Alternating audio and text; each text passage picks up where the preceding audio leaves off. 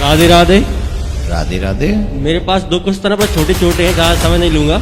एक ही प्रश्न करो। बिल्कुल छोटा सा है। नहीं बहु छोटे से और छोटा कर दो। पूजा करें तो मतलब किनकी करना चाहिए, मतलब रियल मतलब ऐसा कि कृष्ण भगवान का भी शंकर जी का भी, मतलब ऐसा कंफ्यूज हूँ थोड़ा सा, मतलब मैं फिर। Oh my God. रावण के किचन के अंदर सारे ग्रह सब्जी काटते थे, सब्जी काटते थे, तो फिर रावण की पूजा करो ना।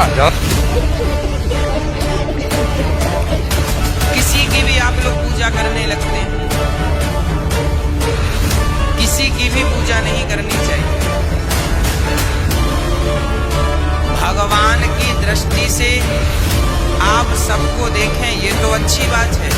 आपने मूर्ख बना रहे हैं ये संत नकली लोग। इस भाई ने देवकीनंदन जी महाराज से बहुत अच्छा सुंदर सवाल किया है कि पूजा करें तो किसकी करें, रियल में असली भगवान कौन है।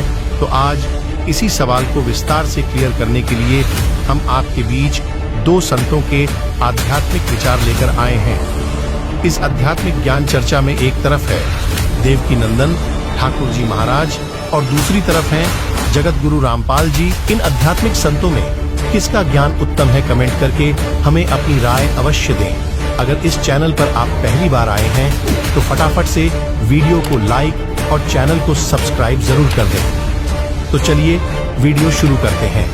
राधे राधे। राधे राधे। मेरे पास दो क्वेश्चन है पर छोटे छोटे हैं, ज़्यादा समय नहीं लूंगा।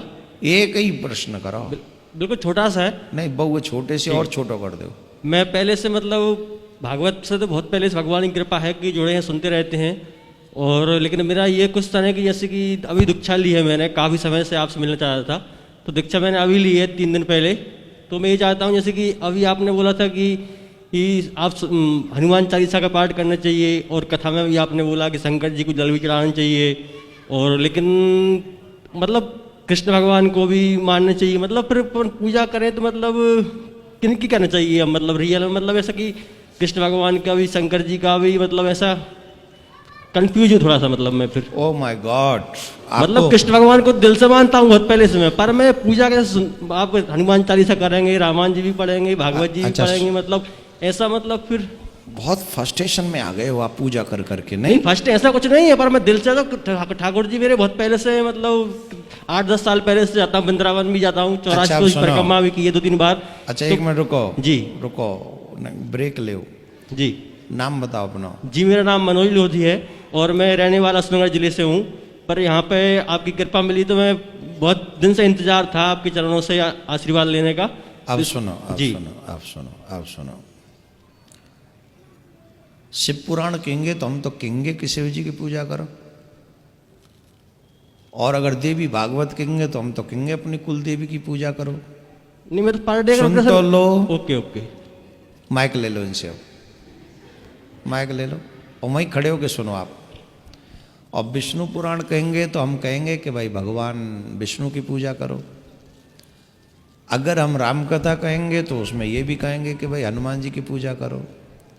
और जिन बच्चों को अभी तक दीक्षा नहीं मिली है, जो बच्चे अभी अपने किसी परंपरा से जुड़े हुए नहीं हैं, उन बच्चों को बार बार एक ही बात हम कहते हैं, कम से कम हनुमान चालीसा का पाठ करो और ओम नमो भगवते वासुदेवाय इसका मंत्र जाप करो, ये कहते हैं। ठीक। अब आपके मन में संदेह उत्पन्न हो गया कि शिव जी को भी भजें, हनुमान जी को भी भजें, कृष्ण जी के दीवाने। तो जिन लोगों को हमने दीक्षा दी है या जिन लोगों ने दीक्षा ली है, राम जी का मंत्र लेने वालों के लिए राम, कृष्ण जी का मंत्र लेने वालों के लिए कृष्ण, नारायण का मंत्र लेने वालों के लिए नारायण ही सर्वोपरि हैं, और उन्हीं में अधिक समय उनको लगाना चाहिए। अगर तुम हमारे शिष्य, अब तो हो ही अगर मगर की जगह नहीं बची, तो अगर शिष्य हो, दीक्षा ले चुके हो, तो दीक्षा ले चुके हो तो अब तो तुम्हारे पास कोई ऑप्शन नहीं है।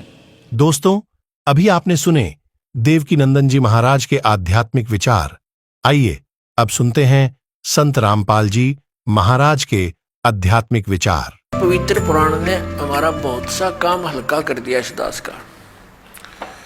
एक तो ये सिद्ध कर दिया कि ब्रह्मा और विष्णु और शिव और रुद्र महेश्वर जिसको कहते हैं, ये भगवान नहीं है, ये ईश नहीं है। इसलिए दास कहता है कि तीन मुख्य रूप में दास के प्रवचनों में ये ब्रह्म समझो, एक सरब्रह्म, एक अक्षर ब्रह्म और तीसरा परम अक्षर ब्रह्म। तो इन तीन प्रभुओं का ज्ञान जब हमें होगा तो हम पूरे दातम ज्ञान को आसानी से समझ सकेंगे। ये ज्ञान हमें होगा कहाँ से? हमारे सदग्रंथों से। हमारे सदग्रंथ कौन से हैं? जैसा आपको अभी बताया, हमारे सदग्रंथ हैं, सदशास्त्र हैं, पवित्र पांचों वेद, ऋग्वेद, सामवेद, अथर्ववेद और यजुर्वेद, और पांचवा वेद सूक्ष्म वेद जो परमात्मा स्वयं आकर ज्ञान देता है। और ये हिंदू धर्म के गुरुजी बताते हैं पांचवा वेद महाभारत है। पांचवा वेद महाभारत, ये इनकी अपनी सोच है। ये पांचवा वेद महाभारत नहीं है। वैसे तो कितने वेद बना लो, ज्ञान अपने मर्जी से, जैसे बोध माने ज्ञान ही होता है। 18 बोध, 18 ज्ञान, ये पुराण है। 18 बोध अलग हैं और उनमें से एक बोध पुराण है, और पुराणा के फिर 18 विभाग हो गए। इस प्रकार हमने इस तत्व ज्ञान को समझना है। प्रसंग चला है कि परमात्मा की प्राप्ति के लिए हम इतना कठिन प्रयत्न करते हैं। प्रत्येक मानव ये मानता है कि कोई शक्ति है जो हमें सुखी कर सकती है, कोई ऐसी पावर है। तो उसकी उस समर्थ शक्ति को किसी ने तो अपने हिसाब से किसी देव को मान लिया कि ये समर्थ शक्ति है, दूसरे ने मान लिया ये ऐसी समर्थ शक्ति है, ये है पूर्ण परमात्मा, किसी ने किसी को। तो ये निर्णय कहाँ से होगा कि पूर्ण परमात्मा कौन है? जैसे आपके समक्ष श्री ब्रह्मा जी रजगुण, श्री विष्णु सतगुण, श्री शिव जी तमगुण, ये तो रिजेक्ट होगी, ये गॉड नहीं है, ईश नहीं है, क्योंकि इन्हीं के इतिहास में लिखा है, इनके पिता ने बोला है, सदाशिव ने कह दिया। ठीक है, अब ये सदाशिव कौन है? ये कहता मेरा एक ओम अक्षर है। ओम अक्षर किसका है? ब्रह्म का। तो ये ब्रह्म ही सदाशिव रूप में प्रकट हो गया।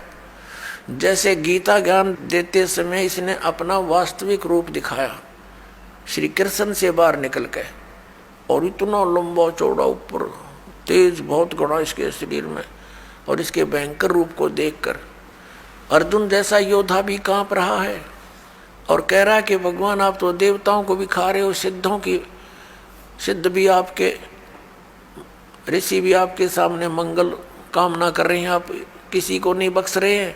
तो 11वें अध्याय के 32वें श्लोक में कहता है कि मैं काल हूँ भाई और अब प्रवृत्त हुआ हूँ।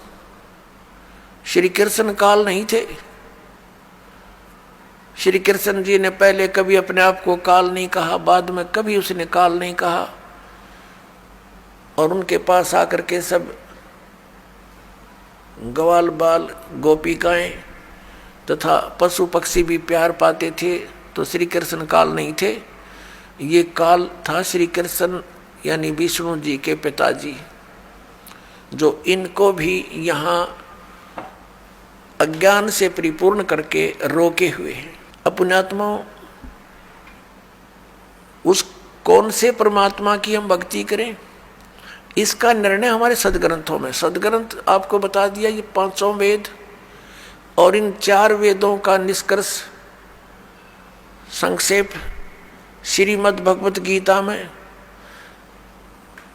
इस ब्रह्म ने ही बोला है, जो अभी विष्णु और ब्रह्मा जी को कह रहा था कि तुम ईश नहीं हो, तुमने अपने आप को ईश मानकर, कर्ता मानकर बहुत भारी गलती की है, बड़ा अचरज किया है, असंभव बात की है तुमने, कही है तुमने। तो ये भगवान नहीं है, ये तो क्लियर हो गया।